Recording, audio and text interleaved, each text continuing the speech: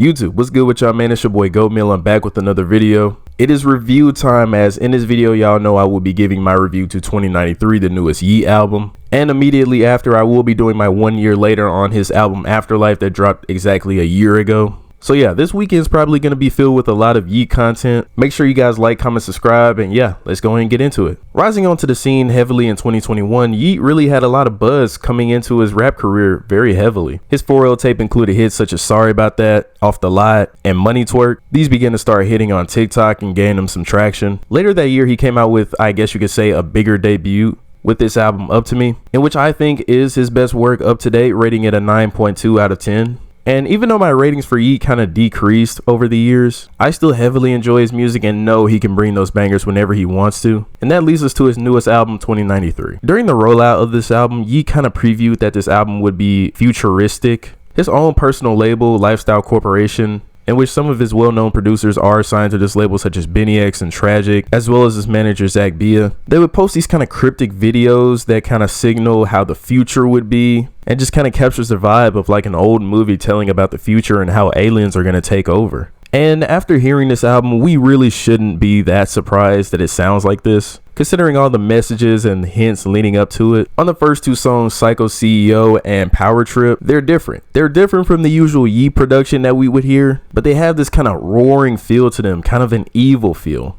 Yeat talks about how he's on top of the world, how he had to cut off friends, toxicness. And I mean, if you're listening to these two songs, you can't help but think about how he fell out with September's Rich, in which he used to be kind of Yeat's duo partner back when Lifestyle Corporation was Twizzy Rich. But yeah, I like these first two tracks. They kind of bring a different energy towards them. Already you can tell Yeat is going into a different direction.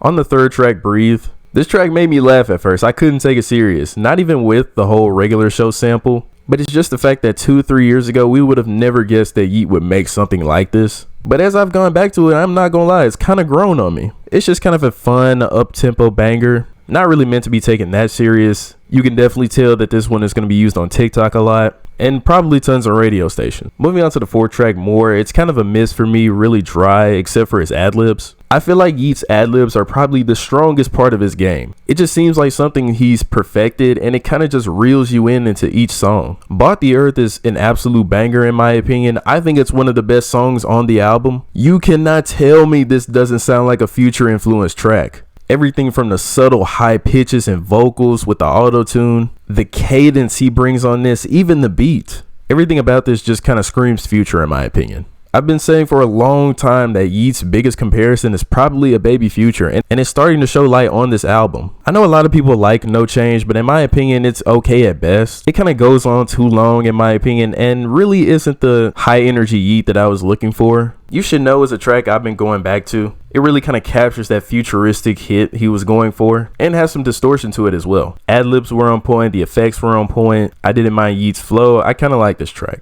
Moving on to the eighth track, Lifestyle, in which we have a Wayne feature on this one. This obviously catches the eye of a lot of people. He previewed this on his story a few days ago before the album dropped, and I was just kind of curious as to how this was going to work. Right off the bat, I really love this beat. Yeat definitely flows on it the right way. Wayne comes in and does his thing. It wasn't the greatest verse ever, but he does his thing on this one. I'm liking this track as well. It's not one of my favorites, but I'm liking it. I Love is another one that I know a lot of people love, but it just doesn't hit for me. It doesn't hit for me at all. I mean, I get the appeal. The sample is okay, but I can't really just hear Yeat on this beat. This beat needs to go to somebody else. And even then, I don't know if it will still sound good. Tell Me is kind of a dark and sinister, braggadocious banger. Yeat talks about how he doesn't have a problem being disrespectful and cutting off people. Pretty nice cut. Going into the 11th track, Shade, this is probably where a lot of people turn the Yeat album off, as Yeat starts to fully go into this glitchy and futuristic dance groove type of feel. Yeat rises beat perfectly, and the beat switch on the second half is even better. Keep Pushing is kind of a skip for me, but the outro wasn't bad from the vocal inflections kind of rising up and pitching up, but I'm obviously not going to go back to this just to hear the outro. Ride and Set It Off is okay at best. I feel like the beat really carries Yeat on this. He didn't really put in much effort. This one kind of gives off that hyperpop feel and electric feel, but it's really kind of meh at best. Moving on to track number 14, Team CEO. I think this is one of the best songs on the album.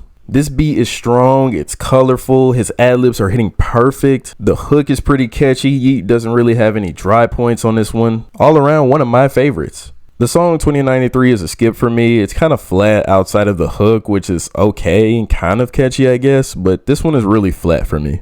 Moving on to track number 16 with Stand On It with Future. And judging from this song, a lot of people thought that Yeat was going to be on this type of energy for the album.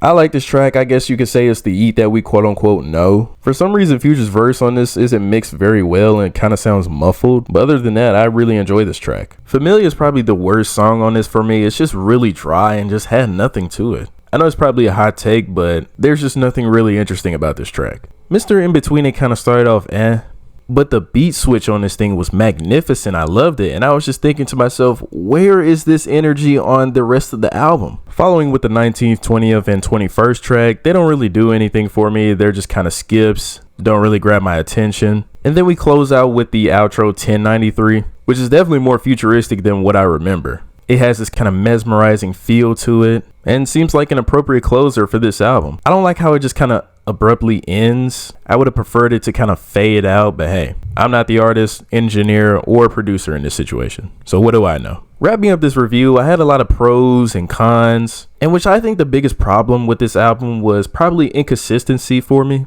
It just seemed like Yeat was gearing up, but then he would let his foot off the gas. I was waiting for Yeat to kind of kick this album into full gear, but I don't think I ever got it. I'm giving this album a 5.8 out of 10. Let me know what you guys think. Depending on if this album grows on me or grows off of me, it might change to maybe a 6.1, 6.2. But right now, I don't really see that changing. I feel like a 5.8 is kind of accurate for me. But yeah, that's pretty much it for this video. Make sure you guys like, comment, subscribe. How did you feel about this album? Do you think it was good? Do you think it was bad? Do you feel like the quote unquote old Yeat is better? Or do you think he could go into this new direction and make it something special? Let me know in the comments. But yeah, it's your boy Goat Meal. We out.